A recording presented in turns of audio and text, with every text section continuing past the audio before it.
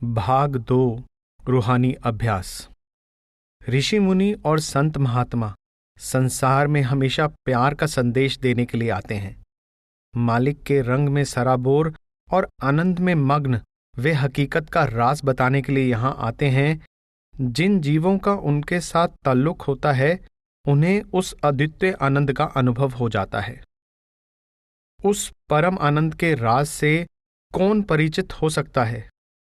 साधारण मनुष्य बांसुरी को सुनकर केवल उसकी धुन की मस्ती में झूम सकता है, लेकिन वह बांसुरी वादक नहीं बन सकता। उसका सच्चा आनंद और रस तो बांसुरी बजाने से ही मिल सकता है। संत महात्माओं के विचार ग्रंथ पोथियों में मिलते हैं, लेकिन उनको पढ़कर कोई हकीकत के रस का अनुभव नहीं कर सकता। इसलिए उस आनंद का निजी अनुभव अभ्यास द्वारा ही प्राप्त किया जा सकता है। रूहानियत लिखने पढ़ने का विषय नहीं, यह तो कमाई और निजी अनुभव की वस्तु है। अमल से रहित इल्म किसी काम का नहीं। जाहिरी इल्म के ना होते हुए भी किया गया अमल या अभ्यास इससे बेहतर है, क्योंकि अभ्यास द्वारा हमारी आत्मा की गुप्त शक्ति जागृत होती है। जिसने आत्मिक विद्या के बारे में पढ़ाई तो कर ली, परंतु अभ्यास द्वारा निजी अनुभव प्राप्त नहीं किया, उसकी आत्मिक चेतना कभी भी जागृत नहीं हो सकती। इसलिए संतों ने अभ्यास यानी कमाई पर जोर दिया है। संतों का सत्संग। संतों ने जहां कमाई यानी अमल पर जोर दिया है, वहां साथ ही इल्म या सिद्धांत को समझना भी जरूरी माना है। सिद्धांत को समझने की पूरी व्यवस्था सत्संग में की जाती है और सत्य के प्रत्येक खोजी को नियमित रूप से सत्संग सुनने की सलाह दी जाती है, क्योंकि सत्संग भजन की बाढ़ है। सत्संग में अनेक प्रकार के धार्मिक विचारों के हर पहलू की प्रेम पूर्वक छानबीन या व्याख्या की जाती है, जिसके फलस्वरूप जिज्ञासु ग्रंथ पोथियों को पढ़े बिना ही रूहानियत के मजमून का आलिम हो जाता है। संतमत में इस बात पर खास जोर दिया जाता है कि इल्म या सिद्धांत के ज्ञान के बजाय उस सिद्धांत का निजी अनुभव कहीं अधिक उत्तम और गुणकारी है, क्योंकि रूहानियत इल्म सीना यानी पराविद्या है। यह बिना किसी गुरु से सीखे और बिना अमल किए प्राप्त नहीं होती। इसमें कोई संदेह नहीं कि ग्रंथों के पढ़ने से जानकारी मिल जाती है, पर उस जानकारी से तब तक पूर्ण लाभ नहीं होता जब तक अभ्यास द्वारा हमें अपने अंतर में उसका निजी अनुभव नहीं हो जाता। स्वामी जी कहते हैं, यह करनी का भेद है, ना ही बुद्धि विचार। बुद्धि छोड़ करनी करो तो पावो कुछ सार। सच्ची रूहानियत। रूहानियत इल्मे सीना और आंतरिक अनुभव का रास्ता है। बीन, सितार, बांसुरी आदि के बारे में पुस्तकें मौजूद हैं, पर इनको सीखने के लिए ऐसे उस्ताद की जरूरत है जो खुद इन्हें बजाने में निपुण हो। केवल पुस्तकों के पढ़ने से कोई भी इन साजों को बजाने में निपुण नहीं हो सकता। इसी प्रकार आध्यात्मिक विद्या भी बिना किसी जीवित गुरु से सीखे और बिना कमाई किए प्राप्त नहीं हो सकती। धर्म पुस्तकों या अन्य आध्यात्मिक पुस्तकों को पढ़ने से हमें कुछ न कुछ बौद्धिक जानकारी तो जरूर हो जाएगी, पर हम रूहानियत के निजी अनुभव के लाभ से वंचित रह जाएंगे। जिस व्यक्ति ने स्वयं अग्नि को नहीं देखा, उसको अग्नि के विषय में पढ़ने से यह बौद्धिक ज्ञान तो हो जाएगा कि अग्नि में प्रकाश और गर्मी है, पर वह प्रकाश कैसा है, अग्नि से अंधकार में प्रकाश कैसे होता है, उसकी गर्मी से सर्दी कैसे दूर होती है, इन बातों से वह बिल्कुल अनजान रह जाएगा। यदि हम अग्नि को प्रकट कर लें और उसके पास जाएं, तो हमें बिना पढ़े ही अग्नि के बारे में ज्ञान हो जाएगा।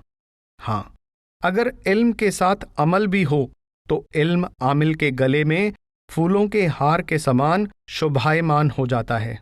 इसलिए संत महात्माओं ने अमल यानी कमाई पर जोर दिया है। किसी साज को बजाने वाले के लिए किसी पुस्तक को हाथ लगाने तक की जरूरत नहीं। उसके लिए तो केवल इतना ही काफी है कि वह उस साज को हाथ में ले जिसे वह सीखना चाहता है और उसके जानकार उस्ताद से सीखकर हर रोज समय निकालकर अभ्यास करे। तब वह उस साज को बजाने में निपुण हो सकेगा। इसी प्रकार मनुष्य को चाहिए कि गुरु से रूहानियत के साधनों को समझकर उनका अभ्यास करे, गुरु का सत्संग सुनता रहे और गुरु द्वारा दिए गए उपदेश पर दृढ़ता से अमल करता रहे। ज्यों ज्यों वह अभ्यास में उन्नति करेगा, त्यों त्यों वह रूहानियत का विद्वान भी होता जाएगा। रूहानियत रूह संबंधी इल्मी यानी बौद्धिक और अमली यानी व्यवहारिक तालीम यानी शिक्षा का नाम है। वह बताती है कि रूह क्या है और उसका मालिक से मिलाप कैसे हो सकता है। इसे योग भी कहा जाता है, जो युज धातु से निकला है और जिसका अर्थ है जुड़ना, यानी रूह का मालिक के साथ जुड़ना या मिलाप करना। संतों की यह शिक्षा प्राचीन काल से चली आ रही है। सनातन से सनातन वैदिक युग में भी इसका प्रचार था, लेकिन गुप्त तरीके से। शुरू में इसका अभ्यास प्राणायाम द्वारा किया जाता था, जो अति कठिन और खतरनाक था।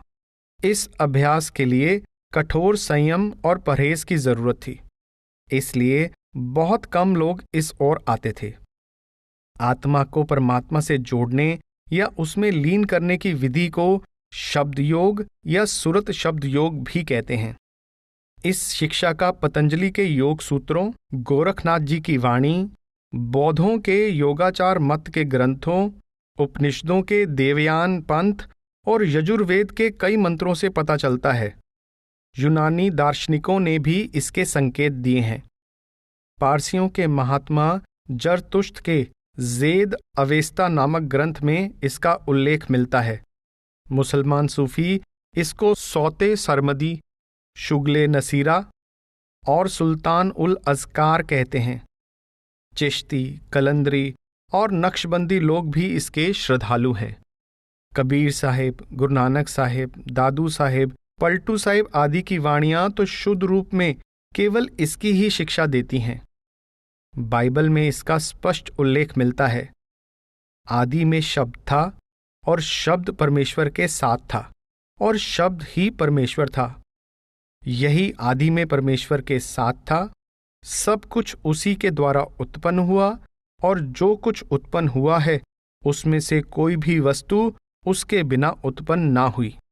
यह इल्मे सीना यानी पराविद्या, जिसका सब मतों में थोड़ा बहुत अभ्यास था, समय पाकर लुप्त होते होते बिल्कुल ही लुप्त हो गया, क्योंकि यह किसी गुरु के निजी संपर्क से ही सीखा जा सकता था। लोग बाहरमुखी हो गए और बाहरी पूजा और कर्म धर्म में ही लग गए। गया है सांप निकल, अब लकीर पीटा कर वाला हिसाब हो गया। किसी जीवित गुरु के ना होने के कारण लोग मालिक की पहचान, उसको प्राप्त करने की पूर्ण युक्ति, उसकी कमाई और रास्ते की मंजिलों के भेद से बिल्कुल अनजान रह गए। परमार्थ के पथ पर चलने के लिए हमें सबसे पहले मालिक को पहचानने की जरूरत है। हर इंसान के अंदर कुदरती तौर पर ये सवाल उठते हैं। पहला, परमार्थ में किन चीजों की जरूरत है? दूसरा, मालिक से मिलने की पूर्ण युक्ति क्या है और उसके कौन कौन से साधन हैं? तीसरा, उस रास्ते पर चलने के लिए क्या क्या जरूरतें हैं? चौथा, किन गुणों को धारण करने से हम कमाई करने में सफल हो सकते हैं?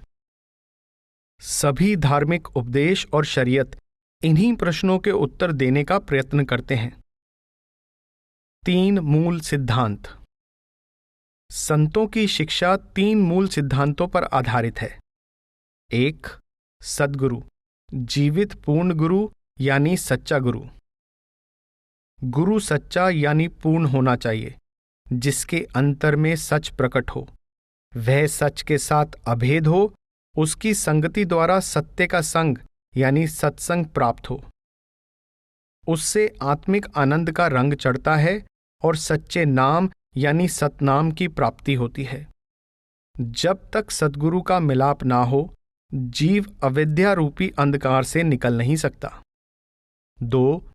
सत्संग, संतों का संग। जब तक जीव सद्गुरु का संग न करे, आध्यात्मिकता का खमीर यानी जामन नहीं लग सकता और ना ही आत्मा ऊपर उठ सकती है। 3. सत शब्द या सच्चा शब्द। जब तक बाहरी 9 द्वारों से हटकर सच्चे नाम यानी शब्द के साथ जीव का संबंध स्थापित नहीं होता, उसका कल्याण असंभव है। सुरत शब्द योग, मालिक से मिलाप की पूर्ण युक्ति। कबीर साहिब कहते हैं कि सूरत मालिक की अंश है। कहो कबीर एह राम की अंश। रूह अमरे रब्बी यानी परमात्मा के हुक्म से है। शरीर के अंदर यह रूह एक बड़ा कीमती जौहर यानी रत्न है, जिसकी सत्ता के आधार पर शरीर कायम है और मन तथा इंद्रियां अपना अपना कार्य कर रही हैं। संतों ने इसी जौहर को तवज्जो के जरिए अपनी जात के भंडार के साथ मिलाने का उपदेश दिया है। यदि मनुष्य की तवज्जो यानी ध्यान आत्मा की ओर लगे तो धीरे धीरे उसकी हालत बदल जाती है और सत्य वस्तु के सामने उसे सब जड़ पदार्थ तुच्छ प्रतीत होते हैं। इस सच्चे और पवित्र जौहर यानी आत्मा रूपी रत्न का केंद्र शरीर रूपी घर में आंखों के पीछे है, जहां से इसकी चेतन धाराएं सारे शरीर में फैलती हुई इसको शक्ति और सत्ता प्रदान करती हैं। इस सूरत का निज केंद्र आदि शब्द है, जिसमें से सत शब्द, सार शब्द और अनहद शब्द निकलते हैं। यह भौतिक सृष्टि अनहद शब्द के दायरे में आती है।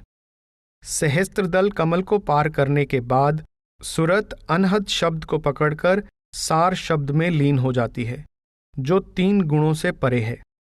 वहां से यह सत शब्द के साथ जुड़ जाती है, जो अंत में इसे आदि शब्द में समा जाने में सहायक होता है। त्रिकुटी, स्थूल, सूक्ष्म और कारण देशों का केंद्रीय मुकाम है। यहां तक के सब मुकाम प्रलय में गिर जाते हैं और सतलोक से नीचे के स्थान सतलोक के द्वार तक महाप्रलय में नष्ट हो जाते हैं। जो सूरत अनहद शब्द को पकड़कर सार शब्द और सत शब्द को पा लेती है, वह अंत में आदि शब्द में समा जाती है, जो प्रलय और महाप्रलय की पहुंच से परे है। सूरत का शब्द मार्ग पर चलना यानी सूरत शब्द योग की साधना वह युक्ति है जो सूरत के निज मुकाम धुरधाम कुल मालिक तक रसाई करने के लिए सबसे उत्तम यानी पूर्ण है। गुरु नानक साहिब फरमाते हैं कि जिस प्रकार कमल का फूल जल में उत्पन्न होता है, रहता भी जल में है लेकिन सदा जल से ऊंचा और निर्लेप रहता है, या जिस प्रकार मुर्गाबी जल में रहती हुई भी जल का प्रभाव नहीं लेती और जब वह जल से निकलकर उड़ती है सूखे परों से उड़ जाती है, ठीक उसी प्रकार भवसागर से पार उतरने के लिए सूरत शब्द की कमाई के फलस्वरूप मनुष्य दुनिया में रहते हुए शरीर और इसके संबंधों या दोषों और मलिनताओं से निर्लेप रहता है। जैसे जल में कमल निरालम मुर्गाए नेसाणे, सूरत शब्द पवसागर तरिए नानक नाम वखाणे। कबीर साहिब और अन्य बहुत से संतों और गुरु साहिबान ने सूरत शब्द योग की शिक्षा का खुलकर प्रचार किया। गुरु नानक साहिब फरमाते हैं कि अगर जीव भवसागर को पार करना चाहता है तो गुरु की सहायता से सूरत शब्द योग का अभ्यास करना जरूरी है। वह प्रीतम संसार सागर के उस पार है और हम इस पार बैठे हैं। यह गुरु है जो जीव की सूरत को शब्द के साथ जोड़कर उसे इस भवसागर से पार लंघा देता है। पार साजन अपार प्रीतम गुर सबद सूरत लंघावे। यह पूर्ण युक्ति कुल मालिक के साथ मिलाप कराती है और साथ ही यह स्वाभाविक आसान से आसान और जल्दी फल देने वाली भी है। इसके अभ्यास में प्राणायाम आदि साधनों की कठिनाइयां नहीं हैं। इसमें इस किस्म के किसी साधन की जरूरत नहीं है और ना ही कामकाज, धर्म, जाति और घर बार छोड़ने की जरूरत है। यह एक स्वाभाविक मार्ग है और सारी दुनिया के लिए समान है। रूहानी अभ्यासों की समीक्षा। संसार में अनेक योगी, ऋषि, बौद्ध, तीर्थंकर, नबी, रसूल और साधु आए। जहां तक उनकी आत्मिक प्रगति हुई, वहां तक की शिक्षा वे अपने शिष्यों को दे गए। वे संसार के विभिन्न मतों के संस्थापक माने गए। उनके उपदेश उनकी अपनी अपनी धर्म पुस्तकों में मिलते हैं।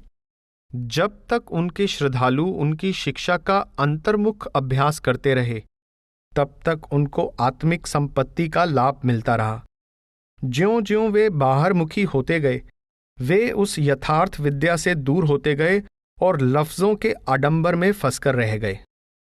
ऋषि मुनियों को समाधि की अवस्था में जो ज्ञान प्राप्त हुआ, वह वेदों, उपनिषदों और शास्त्रों में लिखा हुआ है। महात्मा बुद्ध के निर्वाण पद संबंधी प्रकाश में शब्द के अनुभव की प्राप्ति का उल्लेख बौद्ध धर्म पुस्तकों में मौजूद है। हजरत मूसा को खुदा का नूर अंतर्मुख कमाई द्वारा आंतरिक कोहे तूर पर जाहिर हुआ। रसूले करीम हजरत मोहम्मद साहिब ने गारे हीरा में 7 वर्ष तक एकांत में बैठकर अंतर्मुख साधना द्वारा नूरी चमत्कार और बांगे इलाही यानी कलमे का अनुभव किया। उनका वर्णन इस्लामी धर्म पुस्तकों में मिलता है। हजरत ईसा की शब्द की तालीम उनके एकांत में किए गए अंतर्मुख अभ्यास का परिणाम थी। इसी प्रकार हजरत जरतुश्त का सरोश का उपदेश भी उनके अंतर्मुख अभ्यास का फल था।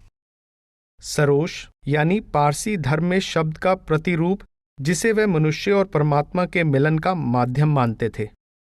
गणेश के उपासक मूल चक्र पर, विष्णु और अग्नि देवता के उपासक नाभि चक्र पर, शिव के उपासक हृदय चक्र पर और शक्ति के उपासक कंठ चक्र पर ध्यान एकाग्र करते हैं। योगीजन तीसरे तिल में स्थित ज्योति निरंजन के पुजारी हैं। इनसे बढ़कर योगीश्वर गति वाले लोग ब्रह्म के सूर्य की, जो आंखों के केंद्र से ऊपर है, उपासना करते हैं, जिसके संकेत गायत्री मंत्र में मिलते हैं। हजरत ईसा की शिक्षा बाइबल में मिलती है। पारसी मत के प्रवर्तक हजरत जरतुश्त के आत्मिक अनुभवों का उल्लेख उनके ग्रंथ ज़ेद अवेस्ता में मिलता है। इसी तरह पूर्व और पश्चिम के धर्मगुरुओं के अनुभव उनके अपने अपने ग्रंथों में दर्ज हैं। आज 21वीं सदी में हमारे सम्मुख आध्यात्मिकता की प्राप्ति के अनेक साधन मौजूद हैं, परंतु कठिनाई यह है कि एक तो वे ऐसी भाषा में हैं जो साधारणतः समझ में नहीं आती, और दूसरे हमारे पास उनके जो अनुवाद हैं वे विद्वानों ने केवल अपनी बुद्धि का सहारा लेकर किए हैं। धर्म पुस्तकों में इल्मे सीना के गूढ़ भेदों के संबंध में दिए गए संकेतों को कोई आलिम बा अमल यानी अभ्यासी विद्वान ही समझ सके तो समझे, नहीं तो वे भेद गुप्त ही रह जाते हैं और अभ्यासी विद्वानों की व्याख्या के मोहताज रहते हैं। धर्म पुस्तकों का गहराई के साथ अध्ययन करने पर हम उनमें लिखे साधनों को 2 भागों में बांट सकते हैं। पहला, बाहरमुखी साधन, जो परमार्थ के जिज्ञासुओं के लिए क ख ग का काम देते हैं। इनमें शरीयत के रीति रिवाज, नमाज, पूजा, कुरान मजीद और अन्य ग्रंथ पोथियों का पाठ और स्वाध्याय, हज, तीर्थ यात्रा, व्रत, ज़कात यानी दान, मजलिसें और सत्संग, संकीर्तन, गुणगान आदि अनेक बाहरमुखी साधन शामिल हैं। दूसरा, अंतर्मुखी साधन, जिनका सीधा संबंध हमारे अंतर के उस परम तत्व के साथ है जिसे वेदांती आत्मा कहते हैं और जिसे सूफी लोग रूह कहते हैं। यह हमारे अंतर में हमारी चेतनता है, जिसका हम अपनी आंखों के पीछे अनुभव करते हैं। इसका गुण तवज्जो यानी ध्यान है। संतों ने इसे सुरत कहकर इसका वर्णन किया है। सुरत तवज्जो को कहा जाता है। इसके साथ चेतनता का संबंध है। यह हमारे शरीर के अंदर विराजमान है और शरीर को इसी से सत्ता प्राप्त होती है। यह शरीर के अंदर वह परम तत्व है जिसे हमें समझना है जानना है और जिसे सांसारिक संबंधों और बंधनों से मुक्त करना है। सब मतांतरों के प्रवर्तकों ने यही उपदेश दिया है। उपनिषद कहते हैं कि अपने आप को पहचानो। सुकरात फरमाते हैं कि अपने आप को पहचानो। ईसा मसीह भी यही कहते हैं। प्राचीन यूनानी महात्मा भी इसी के गीत गाते रहे। गुरु तेग बहादुर साहिब ने इसी पर जोर दिया है। आप फरमाते हैं कि जब तक हम अपने आप को नहीं पहचानते, यह माया का भ्रम नहीं मिट सकता। जन नानक बिन आपा चीनै, मिटे ना भ्रम की काई। संतों ने इसी परम तत्व का अनुभव किया है और मनुष्य को अपने मूल की ओर मुड़ने का उपदेश दिया है। जब तक हमारी सूरत यानी तवज्जो का लगाव संसार और सांसारिक पदार्थों से रहता है, तब तक सुख दुख के बंधन बने रहते हैं। जब इसका मुंह अपनी ओर और कुल मालिक रूपी अपने निज भंडार की ओर होता है, तो यह सुख दुख से परे हो जाती है और इसमें अपनी जात के गुण जो इसमें पहले से ही मौजूद हैं, उभर आते हैं। हर अंश का अंशी भी होता है। जब यह सूरत जो कुल मालिक की अंश है अपने कुल की ओर मुंह करती है, तो कुल का रूप बन जाती है। एक सूफी फकीर फरमाते हैं, तू जुज़वी हक कुल अस्त, अंदेशाए कुल कुनी कुल बाशी। सूरत न मन है न बुद्धि। मन और बुद्धि तो दुनिया में काम करने के लिए इसके यंत्र हैं। साधारण दार्शनिक यहां आकर धोखा खा जाते हैं। इसीलिए संत कहते हैं कि सच्चा ज्ञान आत्मा का परमात्मा से मिलाप करके प्राप्त होता है। इसकी प्राप्ति के यत्न को अपना असली कार्य समझने और इसके परम तत्व के साथ जुड़ने का नाम भक्ति है। अंतर्मुखी साधनों का प्रयोजन सूरत को शरीर और हर प्रकार के संबंधों और मन के लगावों से स्वतंत्र करना है। इन साधनों को 3 भागों में बांटा जा सकता है। पहला, सिमरन जो सूरत की जबान द्वारा किया जाता है।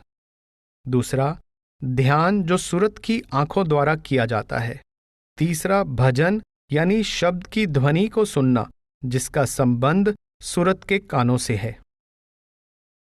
सिमरन के रूप। सिमरन संस्कृत की स्मृ धातु से बना है, जिसका अर्थ है याद करना। किसी मंत्र आदि को याद करना या बार बार दोहराना। सिमरन में कई प्रकार के जाप शामिल हैं।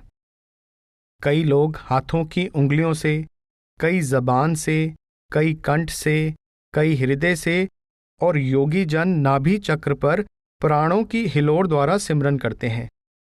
यदि सिमरन करते समय सुरत साथ रहे तो वह सिमरन लाभदायक होता है।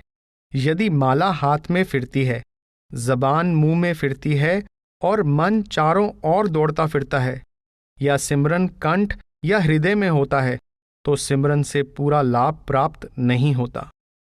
कबीर साहिब फरमाते हैं, माला तो कर मैं फिरे, जीभ फिरे मुख माहे, मनवा तो दहो दिस फिरे, यह तो सिमरन ना है। आप एक जगह और फरमाते हैं, क्रिया करे अंगुरी गने, मन धावे चहूं और, जेही फेरे साई मिले, सो भया काठ कठोर। माला या अन्य बाहरी साधनों को लेकर सिमरन करना सबसे कम लाभदायक है। जबान से, कंठ से और हृदय से सिमरन करना क्रमशः एक दूसरे से अधिक लाभदायक है। मुसलमान फकीर भी कई तरह से विर्द यानी सिमरन करते हैं। पहला, लासानी, जो जबान द्वारा किया जाता है। दूसरा, कल्बी, जो दिल पर जोर देकर किया जाता है। तीसरा, रूही, जो तवज्जो को तीसरे तिल पर एकत्र करके किया जाता है। इसको कलमाए मार्फत या जबरूत भी कहा जाता है। चौथा, सिर्री, अंतर्मुख भेद को पाने वाला, जिसे कलमाए हकीकत या लाहूत भी कहा जाता है। पांचवां, खफी, जो गुप्त साधन है और जिसे कलमाए हाहूत कहा जाता है। यह मुर्शिद यानी गुरु द्वारा दिया जाता है। ये सिमरन उतनी हद तक ही फलदायक होते हैं जितनी तीव्र तवज्जो के साथ किए जाते हैं। माला और जबान आदि का सिमरन यंत्रवत होता है, इसलिए फलदायक नहीं होता। सूरत की जबान से आत्मा के स्थान पर बैठकर सिमरन करना, जिसे जिक्र रूही कहा जाता है, विशेषकर संत महात्माओं का तरीका है और उनसे ही इसका ज्ञान होता है। संतों ने सूरत यानी तवज्जो की जुबान द्वारा जप, सिमरन, जिक्र या विर्द करने का आदेश दिया है। सूरत ही शरीर, मन और इंद्रियां, इन सबको आधार देने वाली सत्ता है। इसलिए सूरत के द्वारा सिमरन करने से शरीर, इंद्रियां और मन स्थिर हो जाते हैं।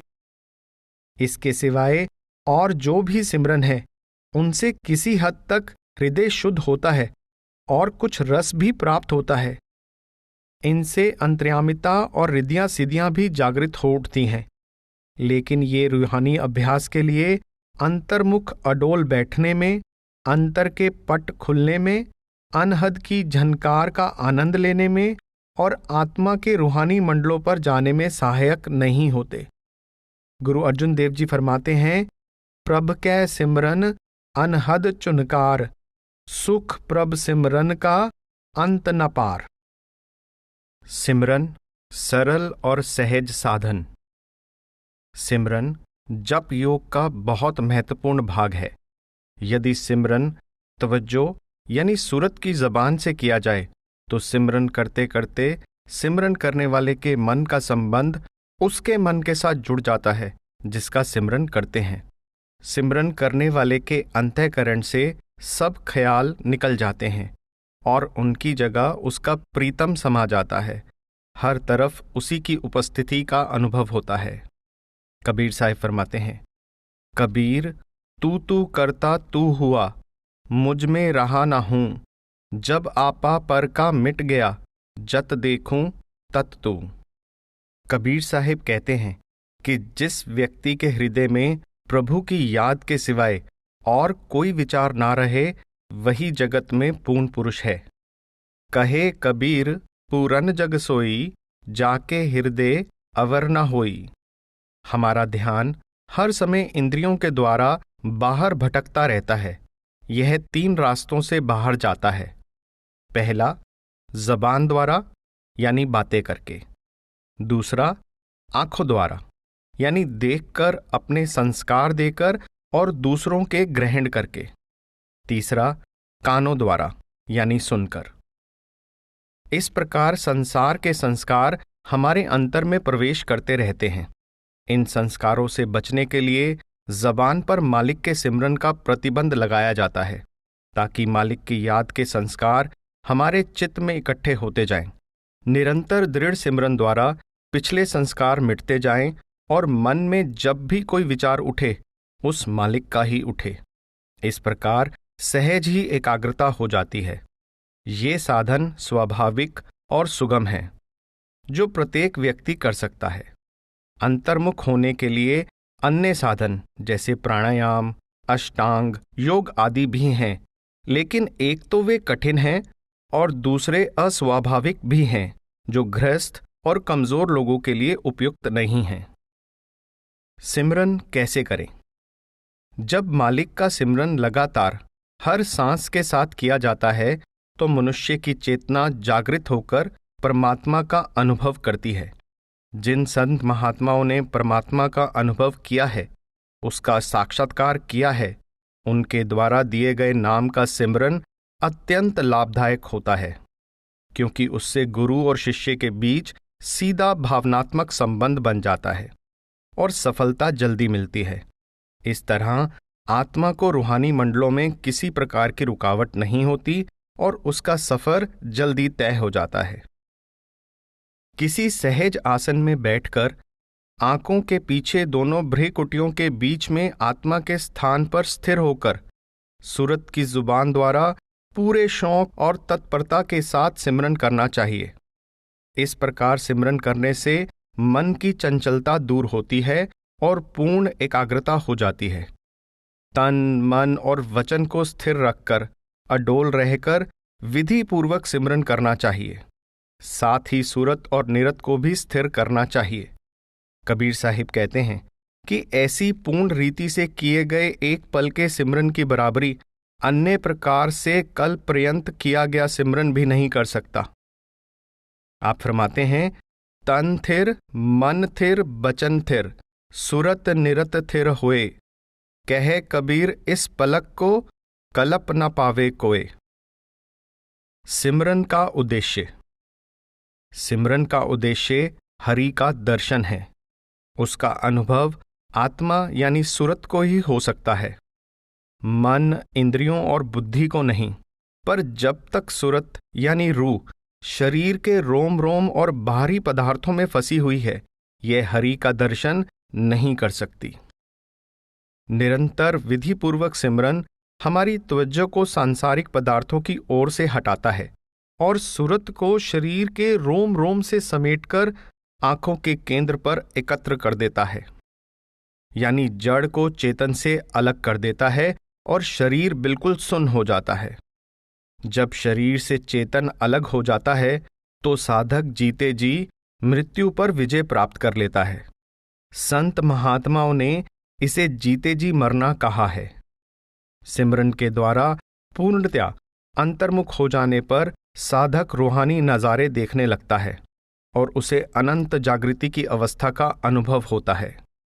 गुरु अर्जुन देव जी फरमाते हैं, प्रभ कै सिमरन अन दिन जागे।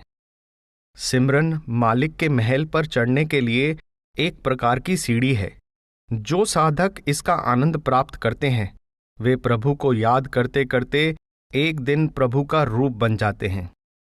इसलिए संत महात्माओं ने निरंतर सिमरन का दृढ़तापूर्वक आदेश दिया है। गुरु अर्जुन देव जी फरमाते हैं, सांस सांस न कड़ी विसरे पल मूरत दिन राते। ध्यान का महत्व।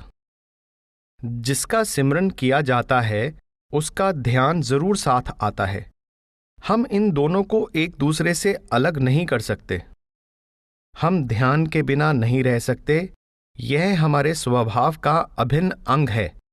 जब भी हम आंखें बंद करके बैठते हैं तब बाल बच्चों, घर बार, कारोबार, नगरों, देशों, समुद्रों आदि सांसारिक पदार्थों के दृश्य हमारी आंखों के सामने आने लगते हैं।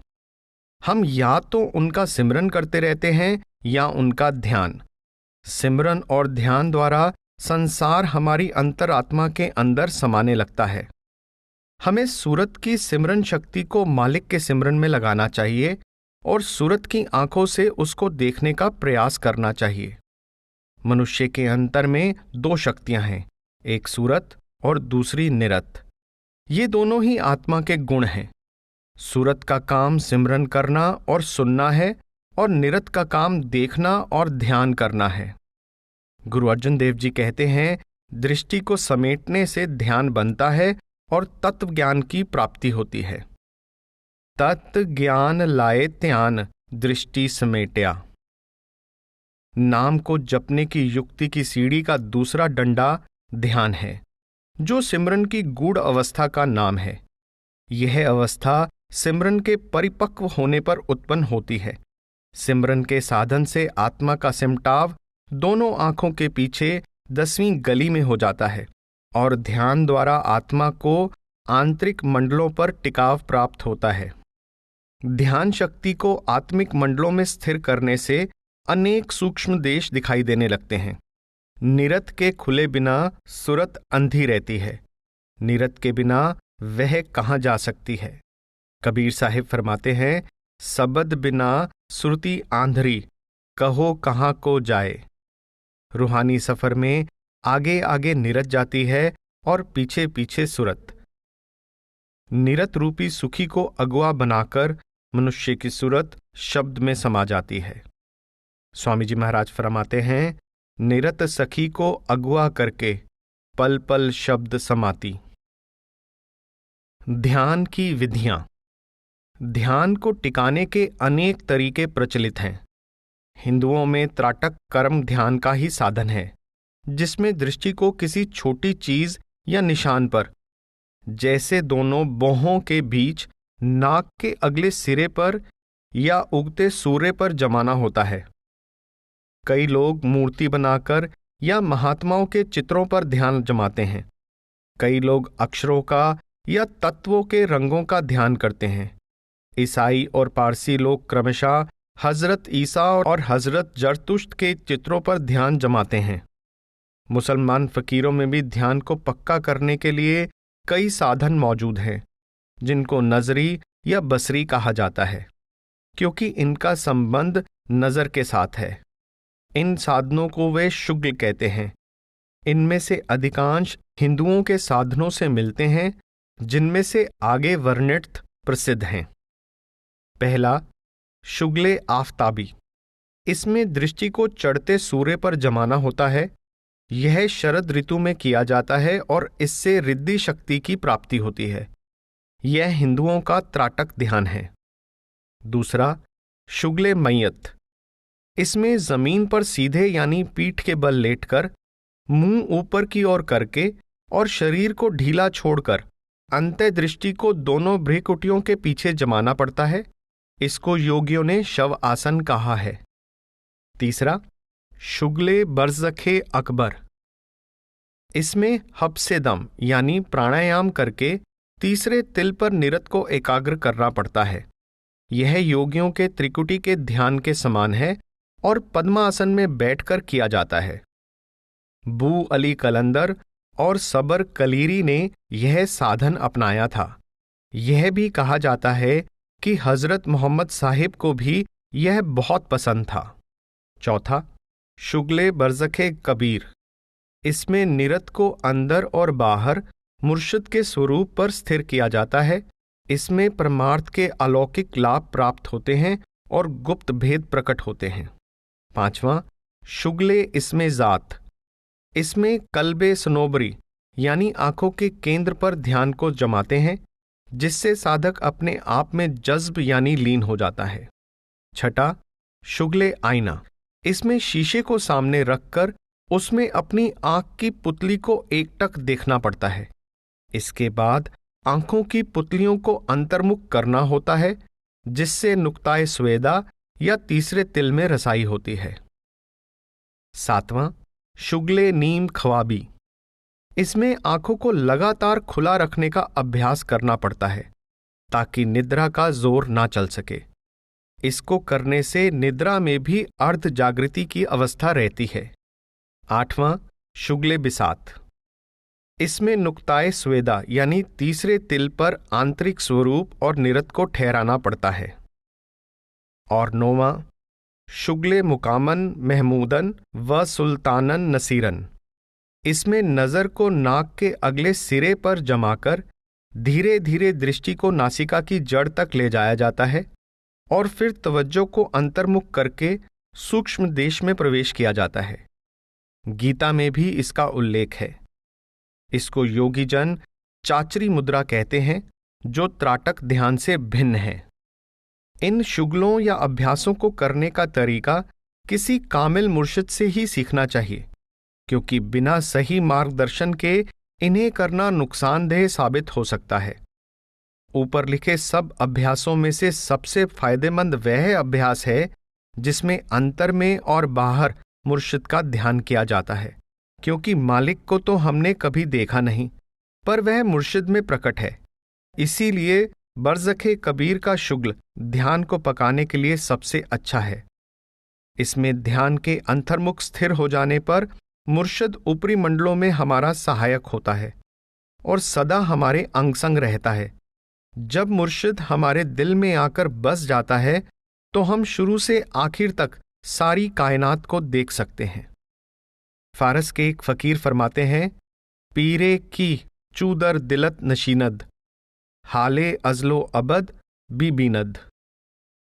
बाकी के शुगल ज्यादा से ज्यादा सूक्ष्म देश तक ही हमारी रसाई करवा सकते हैं, उससे परे नहीं। ध्यान किसका करें? 3 चीजों का ध्यान हमारे रूहानी सफर में हमारा सहायक हो सकता है। पहला, परमात्मा का ध्यान। दूसरा, नाम यानी शब्द का ध्यान, जो परमात्मा का क्रियात्मक रूप है। तीसरा, गुरु का ध्यान, जो परमात्मा का प्रकट रूप है। हमारे जीवन का उद्देश्य मालिक को देखना है, उसका सिमरन और उसका ध्यान करना है, पर उसको हमने कभी देखा नहीं। जिसको देखा नहीं उसका ध्यान कैसे हो सकता है? गुरु अर्जुन देव जी फरमाते हैं, बिन पेखे कहो कैसो त्यान। वह मालिक जिसका हमें ध्यान करना है खंडों ब्रह्मांडों के पार है। वह निराकार है और हमारे मन तथा बुद्धि की पहुंच से परे है। उसका असली स्वरूप शब्द है जो बेज़बानी की जबान है। लेकिन जिस पवित्र हृदय में उसका वास है और जिसकी आत्मा रूपी बूंद परमात्मा रूपी समुद्र में अभेद हो चुकी है, वह वास्तव में परमात्मा में और परमात्मा उसमें समाया हुआ है। ऐसी हस्ती के लिए सत्य ही कहा गया है।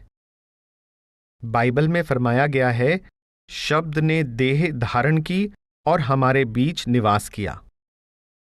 ऐसा महान व्यक्तित्व सद्गुरु ही हमारे ध्यान करने के योग्य है, क्योंकि उसमें 5 तत्व पूर्ण हैं। मनुष्य योनि सर्वश्रेष्ठ योनि है। सद्गुरु मानव जाति में सबसे श्रेष्ठ हैं। इसको छोड़ शेष सारी सृष्टि, पीपल, तुलसी आदि जिनमें 1 तत्व, सांप आदि जिनमें 2 तत्व, गरुड़ आदि जिनमें 3 तत्व और गाय आदि जिनमें 4 तत्व मौजूद हैं, मनुष्य योनि से नीचे हैं। इनमें से किसी का भी ध्यान या पूजा करना नीचे की ओर जाना है। सब संत महात्माओं ने गुरु के ध्यान को सफलता का साधन बताया है, क्योंकि गुरु आदर्श मनुष्य हैं। सद्गुरु का स्वरूप साक्षात अकाल मूरत है। वह ध्यान करने के लिए सर्वोत्तम है और सबसे अधिक फलदायक है। गुरु अर्जुन देव जी फरमाते हैं, अकाल मूरत है साध संतन की, ठाहर नीकी त्यान को। सद्गुरु में सत्य का ज़ुहूर यानी प्रकाश है। वह सत्य का स्वरूप है, इसलिए उसको ध्यान का मूल समझो। भाई गुरदास जी फरमाते हैं, सतगुरु सत्य स्वरूप है, त्यान मूल गुर मूरत जाने। साधु संतों की देह वह दर्पण है जिसमें मालिक की झलक दिखाई देती है। मालिक अलख है। जो उसको देखना चाहे वह उसे संतों में ही देख सकता है।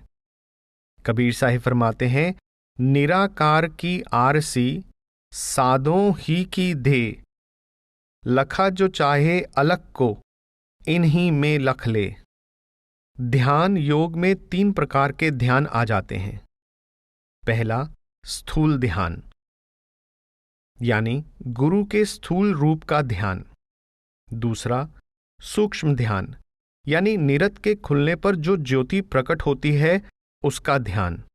तीसरा गुरु के नूरी स्वरूप का ध्यान, यानी जो शिष्य को सूक्ष्म और कारण मंडलों में से ले जाकर उसकी आत्मा को परमात्मा में लीन कर देता है। जब तक गुरु स्थूल शरीर में बैठा है, वह नहीं कहता कि मैं गुरु हूं, और ना ही वह कहता है कि मेरा ध्यान करो। गुरु शीशे के समान है, जिसमें हमारे हृदय की किरणें टकराकर हमें हमारा अपना रूप दिखाती हैं। यदि हंसते हुए देखें तो हंसता चेहरा दिखाई देता है, यदि रोते हुए देखें तो रोता हुआ। शीशा यह नहीं कहता कि मुझे देखो।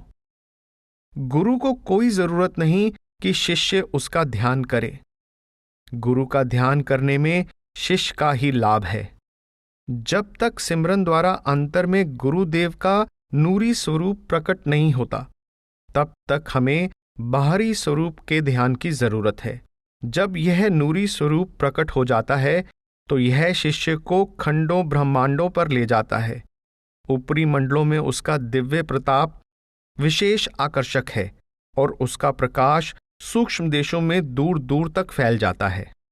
जिस तरह किसी महल पर चढ़ने के लिए सीढ़ियों की जरूरत होती है और उनके बिना महल पर नहीं चढ़ सकते, उसी तरह गुरु के ध्यान के बिना हम हरि तक नहीं पहुंच सकते। गुरु नानक साहिब फरमाते हैं, बिन पौड़ी गढ़ क्यों चढ़ो, गुरहर ध्यान निहाल। परमार्थ में जो भी लाभ प्राप्त होता है, जीवित गुरु के ध्यान द्वारा होता है। महात्माओं के चित्रों से यह काम नहीं हो सकता। तुलसी साहिब फरमाते हैं कि कल्प वृक्ष का चित्र बनाकर उसके आगे चाहे हजारों विनतियां करें, उससे कुछ प्राप्त नहीं हो सकता। तस्वीर का ध्यान करने से उसका कागज और फ्रेम अंतर में आ जाते हैं। जो स्वयं जड़ वस्तुएं हैं वे चेतन को कैसे खींच सकती हैं? चेतन को तो चेतन ही खींच सकता है। कल्प वृक्ष के चित्र लख कीने विने हजार, बित न पावे ताहे स्यों तुलसी करे विचार। जब अंतर में सद्गुरु का नूरी स्वरूप प्रकट हो जाए तो शिष्य को चाहिए कि वह अपना ध्यान इसमें इस तरह लीन कर दे कि उसको यह सुध ही ना रहे कि वह मैं हूं या मैं वह हूं। अमीर खुसरो फरमाते हैं कि मैं तू हो गया और तू मैं बन गया, मैं तन बन गया और तू मेरी जान बन गया, और अब कोई यह ना कहे कि मैं और तू दो हैं। मन तू शुदम तू मन शुदी, मन तन शुदम तू जा शुदी, ता कस नगोयत बयद अजी मन दीगरम तू दीगरी।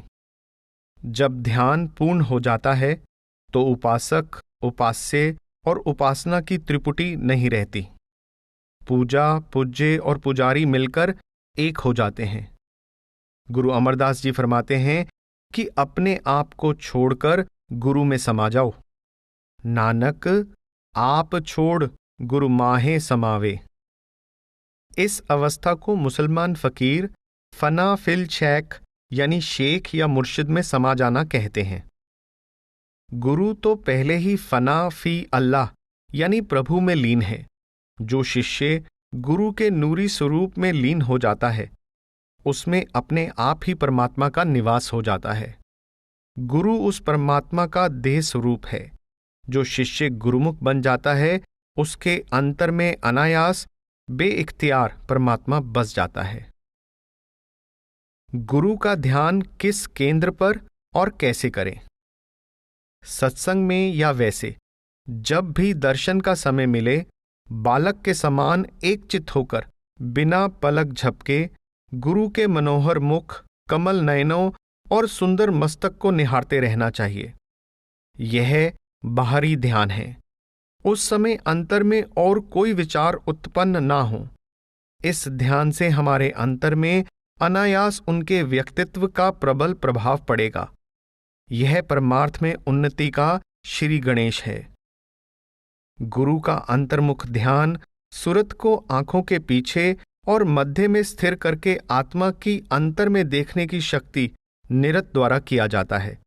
देहधारी गुरु पवित्रता की मूरत होता है, इसलिए किसी अपवित्र हृदय में उसका वास नहीं हो सकता। ध्यान योग के लिए हृदय की शुद्धता और पवित्रता अत्यंत जरूरी है। गुरु का सुंदर स्वरूप शुद्ध और पवित्र आंखों द्वारा ही देखा जा सकता है। शुद्ध और पवित्र होकर उसको शौक और ज़ौक यानी लगन के साथ देखो। जिस तरह मुसलमान लोग ईद के चांद की ओर बड़े चाव से देखते हैं। कुल मालिक के नूरी स्वरूप के दर्शन करना हर व्यक्ति के वश में नहीं। यह दर्शन किसी विरले बड़भागी को ही प्राप्त होते हैं। हाफिज साहिब फरमाते हैं, रूयश बचश्मे पाक तवा दीद चू हिलाल, हर दीदा जाए जलवा ए आ माह पारानीस्त।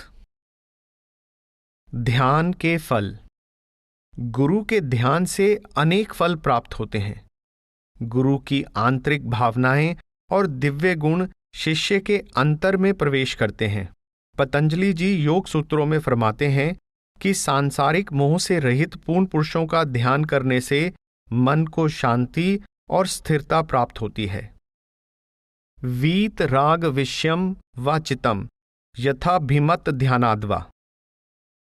गुरु के अंतर में मालिक की याद बसी रहती है और वह आत्मिक मंडलों पर गमन करने वाला होता है।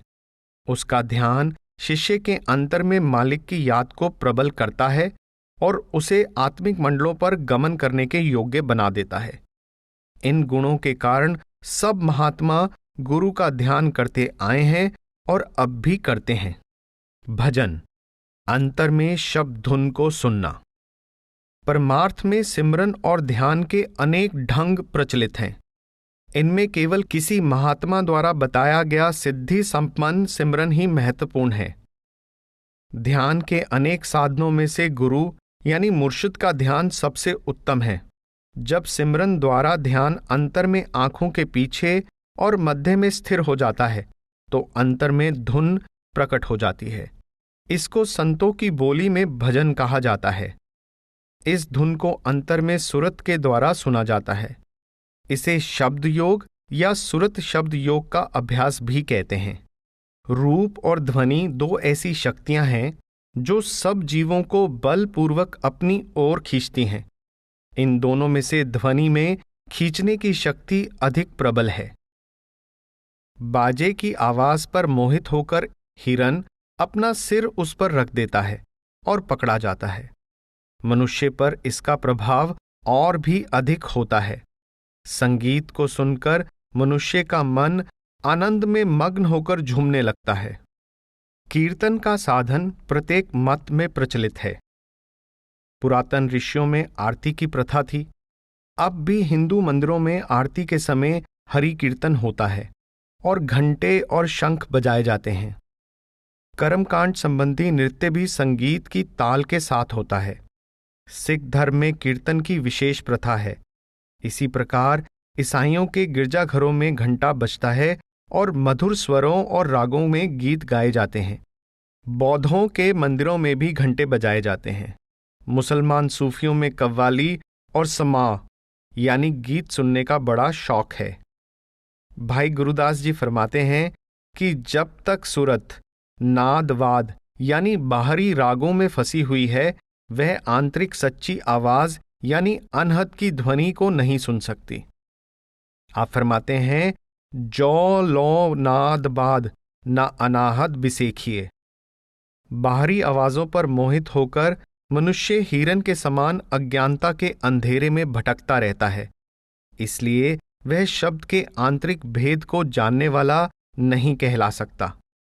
आप एक जगह और फरमाते हैं जै पे नाद बाद सुन मृग आन ज्ञान राचे प्राण सुख हवे सबद बेधी न कहावई। आप एक जगह और फरमाते हैं नाद बाद परे अनहत लिव लावई। गुरवाणी में स्पष्ट कहा गया है कि जब तक मनुष्य बाहरी रागनाद को नहीं छोड़ता उसको दरगाह में मान नहीं मिलता। राग नाद छोड़ हर सेविये ता दरगे पाइये मान। सच्ची ध्वनि शब्द की है। यह अंतर में है। यह बिना हाथों और पैरों के बजाई जाती है। यह बाहरी यंत्रों और 7 स्वरों से ऊपर है। गुरु नानक साहिब फरमाते हैं कर बिन वाजा पग बिन ताला जे शब्द बुझै ता सच निहाला। शब्द का अंतर्मुख अभ्यास करने वाले साधकों के अभाव के कारण आम लोग बाहरी शब्द या रागनाद तक ही सीमित रह जाते हैं। बाहरी शब्द फैली हुई सूरत को इकट्ठा करने में किसी हद तक सहायक होता है, क्योंकि बाहरी शब्द या आवाज भी हमें आकर्षित करती है। लेकिन सूफियों में कव्वाली या अन्य धर्म स्थानों में कीर्तन या राग के यंत्रों से निकलने वाली ध्वनियां सूरत को आंतरिक मंडलों पर नहीं ले जा सकती। इनसे जीव 3 गुणों में ही फंसा रहता है और मनुष्य जन्म निष्फल चला जाता है। 3 गुण यानी संसार का कार्य 3 गुणों के परस्पर मेल से उत्पन्न होता है। पहला सतोगुण, जो अच्छाई, शांति, सौंदर्य, लय और तालमेल का गुण है। दूसरा रजोगुण, कर्म, उपलब्धि, घमंड और जोश का गुण। तीसरा तमोगुण, अंधकार, आलस और अज्ञानता का गुण। मनुष्य के स्वभाव में ये तीनों गुण मौजूद हैं, पर हर व्यक्ति में इनकी मात्रा भिन्न है। धर्म ग्रंथ हमें बताते हैं कि शब्द धुन हर जीव के अंदर निरंतर हो रही है, इसीलिए इसे अखंड कीर्तन कहा गया है। सृष्टि के कण कण में रमे हुए शब्द या नाम के इस कीर्तन द्वारा ही जीव 3 गुणों की हद से ऊपर जा सकता है। इस शब्द द्वारा आत्मा का उद्धार यानी कल्याण होता है। यही कारण है कि संत महात्माओं ने रागनाद की बाहरी ध्वनियां सुनने और उन पर मस्त होकर नृत्य करने की स्वीकृति नहीं दी है। मुसलमान फकीरों ने भी बाहरी रागनाद को छोड़कर आंतरिक रूहानी आवाजों को सुनने पर जोर दिया है और कहा है कि अफसोस, तू जिस्म की कैद में बंधा पड़ा है और उस रहमान की निर्मल ध्वनि को नहीं सुनता।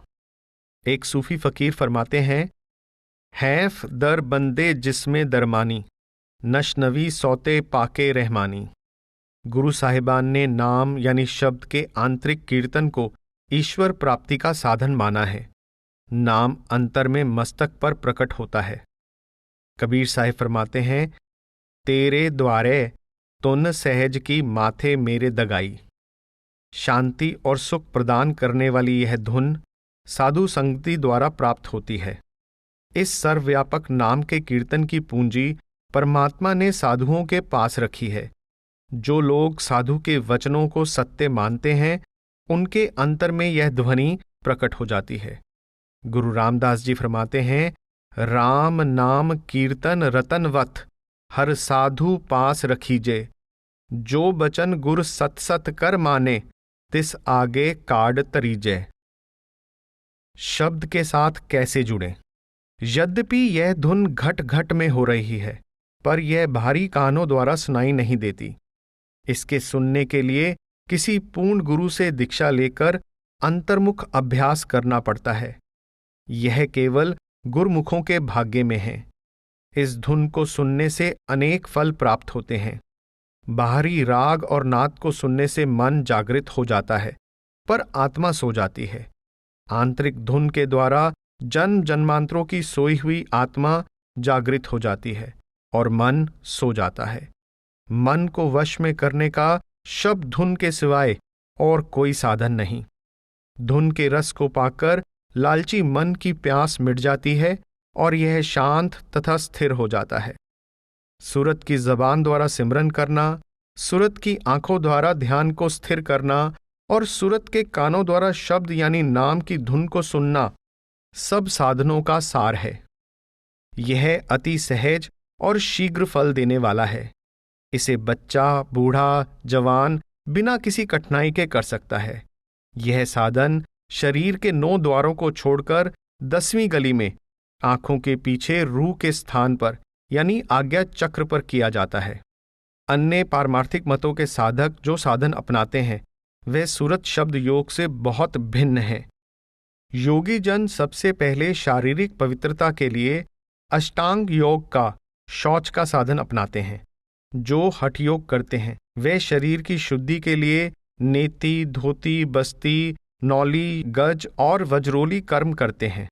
फिर वे प्राणायाम के साधन पूरक यानी सांस को अंदर भरना, कुंभक यानी सांस को रोककर रखना और रेचक यानी सांस को बाहर निकालना अपनाते हैं। ये क्रियाएं करने के बाद वे मूलाधार चक्र यानी गणेश के स्थान पर ध्यान टिकाकर जाप करते हैं, जिससे इन्हें कुछ रिद्धि सिद्धि शक्तियां प्राप्त होती हैं। फिर वे इंद्रिय चक्र यानी ब्रह्मा और सावित्री या मेकाइल का स्थान, नाभि चक्र यानी विष्णु या जिब्राइल का स्थान, हृदय चक्र यानी शिव का स्थान और कंठ चक्र जो शक्ति का स्थान है को साधकर कंज कमल यानी आंखों के पीछे आज्ञा चक्र पर पहुंचते हैं।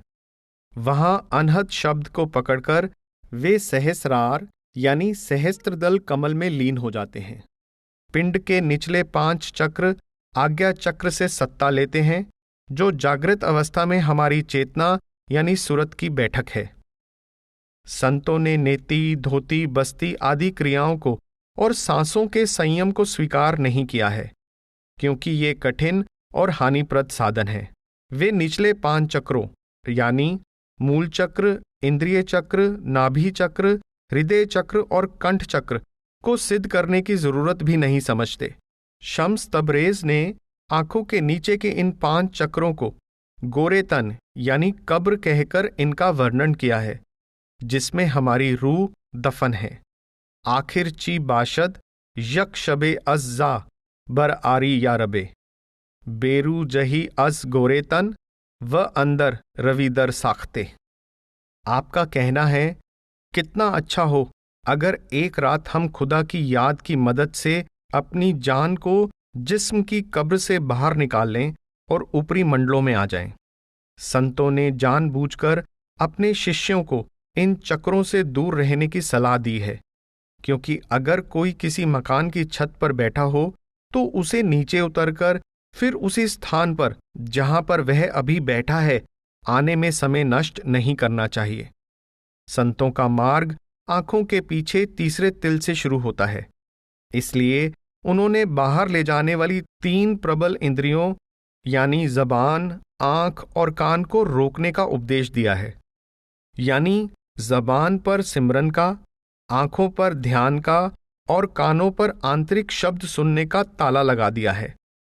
इस प्रकार सूरत अंतर्मुख अपने केंद्र पर जो आंखों के पीछे है सिमट कर आ जाती है और अनहद को पकड़कर तथा आंखों के दोनों तिलों की सत्ता को समेटकर एक तार करके आंतरिक मंडलों के नजारे, पंचरंग फुलवाड़ी, तारामंडल, चंद्र और सूर्य को देखती हुई वहां के शब्द, घंटे और शंख की धुन के आधार पर सहस्त्रदल कमल में, यानी जिसे योगीजन सहस्त्रतार कहते हैं, पहुंच जाती है। उससे आगे त्रिकुटी, दसम द्वार, भंवर गुफा के शब्द सुनती हुई और उन स्थानों के अलौकिक प्रकाशवान दृश्य देखती हुई सतलोक यानी मकामे हक में पहुंच जाती है और वहां से ऊपर चढ़कर अलख, अगम और राधा स्वामी या कुल मालिक के धाम तक रसाई हासिल कर लेती है।